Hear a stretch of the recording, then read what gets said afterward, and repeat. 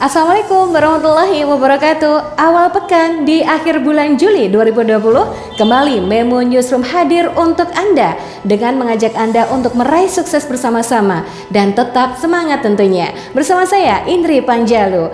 Pemirsa, Kantor Badan Narkotika Nasional BNN Kabupaten Blitar menutup total layanan hingga 3 Agustus karena 3 pegawainya terkonfirmasi positif COVID-19. Dan inilah kabar selengkapnya. 3 pegawai positif COVID-19 BNN Blitar tutup. KPU Kabupaten Kediri bersiap kemungkinan muncul calon tunggal. Tempat karaoke segera buka LC dan pengunjung wajib rapid test dan swab. Situs Patirtan Merumbung sedot perhatian warga. Ngaku jadi tangan kanan Rumah Sakit Dr. Iska, bidan abal-abal diamankan polisi usai tipu 4 warga Tulung Agung.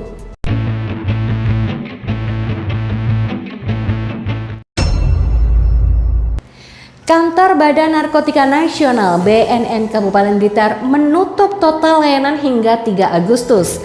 Penutupan dilakukan setelah 3 pegawainya terkonfirmasi positif COVID-19.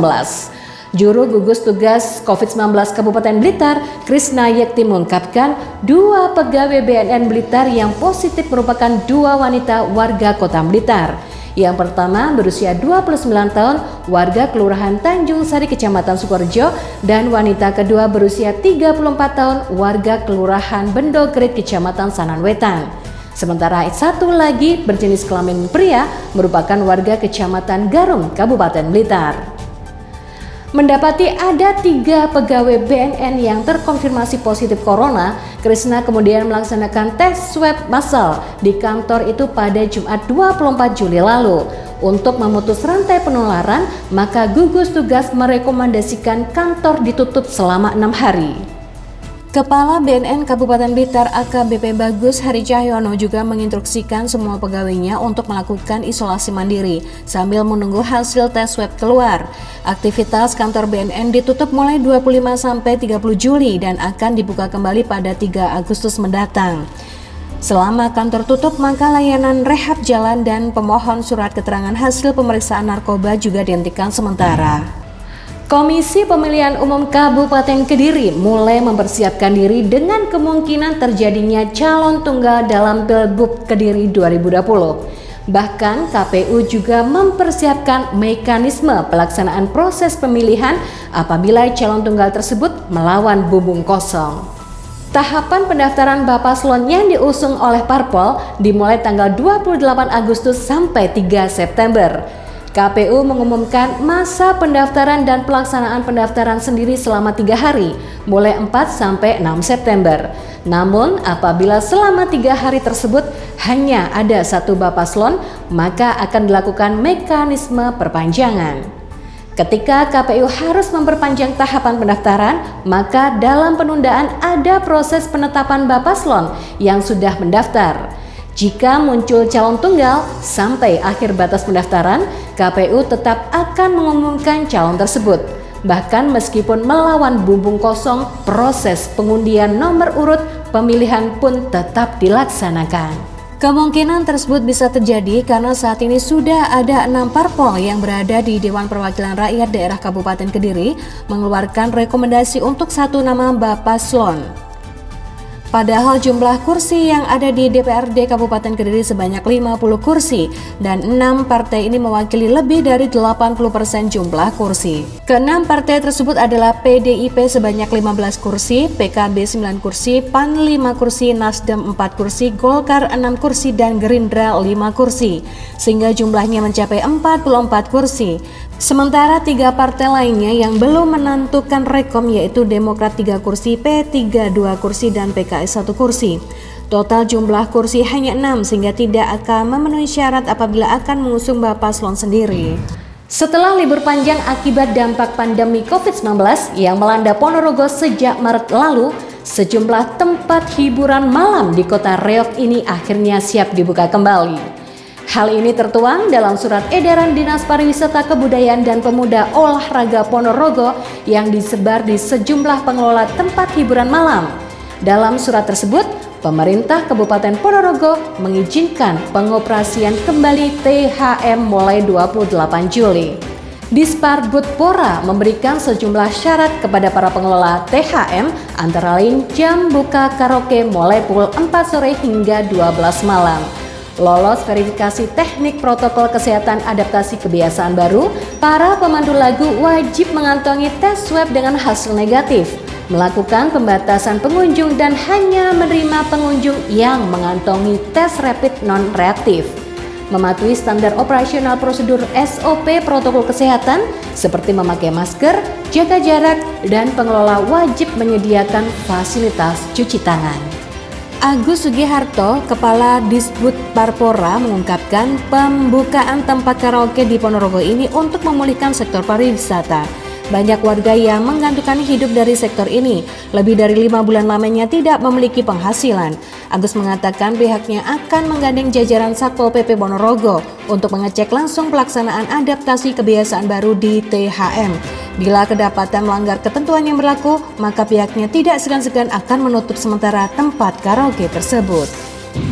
Sejak penemuan situs Patirtan kuno di Desa Kebon-Agung, Desa Merumbung, Kecamatan Kepung, Kabupaten Kediri, puluhan warga berdatangan untuk melihat bentuknya. Tidak hanya warga Kabupaten Kediri saja, namun sejumlah warga dari luar Kediri seperti Blitar dan Jombang rupanya juga penasaran dengan temuan situs purbakala peninggalan Kerajaan Kamulan dan Mojopahit ini. Mereka mengaitkan sejarah masa kebesaran Kadiri saat dipimpin Sri Bameswara dan Raja Majapahit saat itu Tribuana Tunggadewi. Pasalnya, setiap kerajaan pasti meninggalkan tanda berupa prasasti yang menunjukkan keberadaan kerajaan di masa tersebut. Memang nyata adanya. Sukamto, warga dari Wonosalam, Jombang, mengaku kagum dengan peninggalan legenda kerajaan pada masa itu. Oleh karena itu, dia ingin mengetahui kondisi situs purbakala yang ditemukan di Desa Merumbung. Dia juga berharap penemuan ini menjadi catatan sejarah tersendiri bagi Indonesia. Yuli Murwantoko, Kabid Sejarah dan Purbakala Dinas Pariwisata dan Kebudayaan Kabupaten Kediri mengatakan situs Patirtan ini menyedot perhatian warga dan tidak mengira di situs Watu Tulis ini masih banyak ditemukan lokasi-lokasi peninggalan kerajaan di masa lalu. Sejauh ini Disparbud masih melakukan ekskavasi menggunakan alat berat untuk meneliti keruangan dan kelengkapan situs Patirtan kuno di Desa Merumbung ini. Warga semakin berdatangan ketika ekskavasi menggunakan alat berat dilakukan. Dia berharap warga untuk sementara tidak terlalu dekat karena masih ada ekskavasi selanjutnya. Kepincut iming-iming menjadi pegawai Rumah Sakit Umum Daerah Dr. Iska Tulungagung. 4 warga Kabupaten Tulungagung ini tertipu hingga puluhan juta rupiah oleh V, 41 tahun. V mengaku bekerja sebagai bidan di rumah sakit tersebut dan mengaku bisa memfasilitasi 4 orang itu menjadi pegawai rumah sakit dengan syarat menyetorkan uang sebesar 10 juta rupiah. Bahkan untuk meyakinkan calon korban, pelaku juga memberikan sejumlah seragam dan perlengkapan yang lumrah digunakan bidang ataupun pegawai rumah sakit. V mengaku sebagai tangan kanan atau orang kepercayaan rumah sakit plat merah tersebut. Bahkan pelaku mengaku jika dalam waktu dekat per 1 Agustus 2020 bakal diangkat menjadi kepala ruangan di ruang bersalin. V juga meminta para korban membuat surat lamaran agar para korban bertambah yakin. Kepada korban, bidan abal-abal itu menyebut mereka bisa langsung bekerja usai menyerahkan uang tersebut. Saat itu V meminta para korban untuk menunggu kurang dari 2 minggu untuk mengurus administrasi setelah menyerahkan sejumlah uang dan persyaratan lainnya. Namun hingga batas waktu yang disepakati mereka tak kunjung dapat panggilan kerja. Para korban mulai curiga, penasaran, korban langsung mengkonfirmasi soal lowongan pekerjaan dan nama V ke humas rumah sakit. Mereka terkejut setelah tahu nama yang dimaksud tidak ada dalam daftar pegawai rumah sakit. Merasa ditipu, korban melaporkan kejadian itu ke Mapolsek Besuki. Usai mendapatkan laporan, polisi langsung bergerak cepat dan mengamankan pelaku. Dalam kasus itu, polisi menyita sejumlah barang bukti diantaranya 4 buah tas punggung, 4 pasang sepatu, 3 seragam celana hitam dan putih, 1 buah baju seragam kaki warna krem, dan baju kopri serta sisa uang milik korban yang diduga sudah digunakan untuk keperluan pribadi. Demikian tadi berita dari Memo Newsroom. Terima kasih kebersamaannya di awal pekan ini. Semoga sukses. Saya Indri Panjilu pamit. Wassalamualaikum warahmatullahi wabarakatuh.